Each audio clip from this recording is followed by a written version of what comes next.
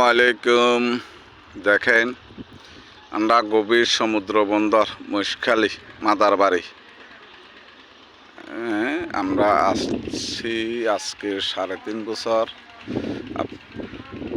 10 বাবার জন্য দোয়া করি, নামাজ হতে সময় আমরার জন্য দোয়া করবেন এই কামনা করি।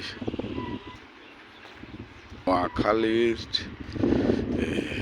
একরাম সৌদির জাহাজ আশা করি অনেক বন্দরে বিতে আছি অনেক জন্য আমরা 3 বছর জন্য 3.5 বছর সেটাও রয়েছে, আমরা রয়েছি। আশা করি আমরা সবাই ভালো আছি, আমরা জন্য দোয়া করবেন। অনেক সুন্দর দেখেন।